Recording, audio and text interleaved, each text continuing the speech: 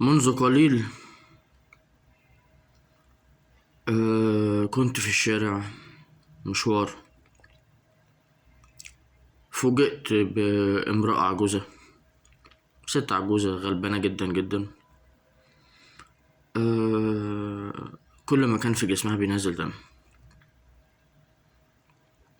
ف محتاجة حقنة كبد بمبلغ، ومحتاجة تروح المستشفى عشان تتحجز هناك وتاخد الحقنة، ومعاها طفلة في حدود 13-14 سنة. المهم، اتصلت بأحد المستشارين له علاقة بأحد وكلاء وزارة الصحة. فطبعا كلامه معايا في التليفون يعني أنا يعني عصبني ونرفزني جدا. تدفع ليه وما تدفعش ليه يا سيادة المستشار؟ ده لله، أنا بوفر لك، بتوفر لي، ده لله. فأصحاب الملايين ما عندهمش حاجة اسمها لله، أقل حاجة لله، وأبسط حاجة لله. ما عندهمش أغلى حاجة لله، ما عندهمش أفضل حاجة لله، ما عندهمش كده للأسف الشديد. أنا كنت يعني اللي هو دايما راجل بيعمل خير. لما طلبت منه حاجة بسيطة، لا أنا ليها يد فيها ولا الست العجوزة ليها يد فيها، بس فعلا الوضع اللي أنا عشته النهاردة، ست عجوزة كل حتة في جسمها بتجيب دم بسبب الكبد. ف يعني الله يشفيها ويعطيها الصحة وطول العمر. أي نعم، إلى حد ما يعني طريقة كلامها، يعني مثلا قلت لها أجيب تاكسي يوصلك المستشفى، قالت لا أنا عايزة أروح بالمترو. يا ستي انتي جسمك كله بيجيب دم.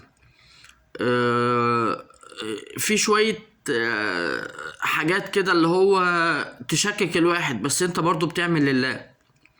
انا بس بحكي لكم، انا مش بحكي لكم على الوضع اللي انا شفته على الحالة اللي انا قابلتها صدفة. بس انا بحكي لكم على ان انت تتصل بحد المفروض ان هو يقدر يساعد، يقوم يقول لك اديت لها فلوس ليه؟ ما تديهاش فلوس. توديها بتاكسي ليه؟ ما تدفعش انت حاجة. هي هناك هيعالجوها مجاني، مش عارف ايه. انا بوفر لك مش بوفر لك. يعني ايه ده؟ ايه ده؟ ايه ده؟ كلام مستفز ويحرق دم. ايه ده؟ انا غلطان ان انا اتصلت اصلا، اقسم بالله انا غلطان ان انا اتصلت اصلا. الانسانية دي لله، ما فيهاش انت معاك ايه او مش معاك ايه. الانسانية لله. اي نعم، اللي يحتاجوا بيتك اولى وكل حاجة تمام، على راسنا من فوق. بس واحنا في زمن صعب وايام صعبة جدا، والدنيا زفت على راسي. ولكن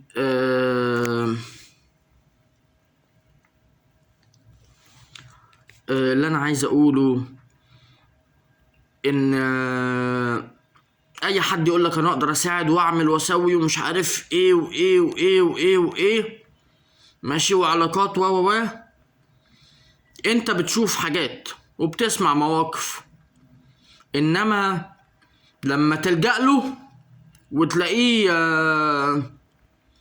اللي هو مش فارق معاه، مش همه، ما انا بوفر لك يا باشا، انا بطلع لله. لا انا بوفر لك، برضو كلام يحرق دم. وافرض ان هي مش نصب عليك ومش عارف ايه، يا باشا جسمها كله بيجيب دم، نصب عليها في ايه؟ دي الست بتموت قصادي. وانا مش عارف الحقها ولا عارف اعمل حاجه، ف هعمل ايه؟ اللي بساعد باللي اقدر عليه. ومش انا لوحدي، ده كل الناس اللي موجودين في الشارع جمعوا للتاكسي والعلاج في المستشفى وكل الكلام ده، والست اساسا متعوده تروح هناك. بس طبعا المكالمه اللي انا اتكلمتها، ويا ريتني ما اتصلت، والله يا ريتني ما اتصلت، والله يا ريتني ما اتصلت. الكلام اللي انا سمعته كلام مستفز ويحرق دم. فمش اي حد يقول لك ده انا اقدر اعمل واسوي وانيل، وصحابي في الصحة، وصحابي في مش عارف ايه، وصحابي في مش عارف ايه، وانا بعالج الهوا. ماشي، تصدقوا؟ انت لازم تجربه بنفسك. لا ويقول لي ايه؟ مش يقول لي كده وبس، يقول لي حالة إنسانية. طب ما أنت ذات نفسك مريض وحالة إنسانية. ده إيه الكلام المستفز ده؟ بدل ما تساعد معايا تقول لي أنت ذات نفسك حالة مستنية حالة إنسانية وبوفر لك وبنيل لك. يا عم أنا جسمي كله خربان، بس أنا بساعد لله. أنا يعني الناس اللي معاهم ملايين دي أعوذ بالله من غضب الله، بجد أعوذ بالله من غضب الله، أعوذ بالله من غضب الله. الواحد بجد يعني الحمد لله، شكرا على كل شيء. اللي يقول لك انا ابتديت من الصفر ابعد عنه، تجنبه في الماديات. اللي يقول لك انا اللي تعرف ان هو مليونير والدنيا زي الفل معاه،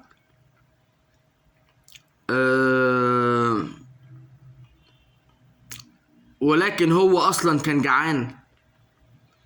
اللي هو غني بعد جوع، تجنبه. واللي يقول لك انا بدأت من الصفر، تجنبه. واللي يقول لك ده انا بساعد وبعمل وبسوي اللي بيفتخر بالخير، اللي بيقول الخير اللي هو بيعمله، تجنبه.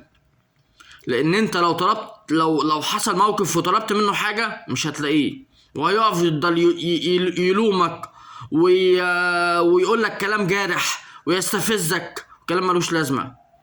احنا عايشين في الحياة دي حياة اختبارات، بنعمل لله افضل حاجة، بنعمل اللي نقدر عليه وزيادة، افضل حاجة لله.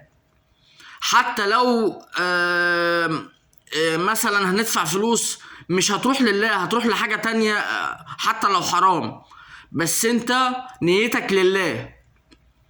ف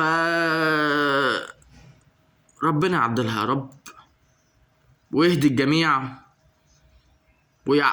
ويكرمنا جميعا يا رب.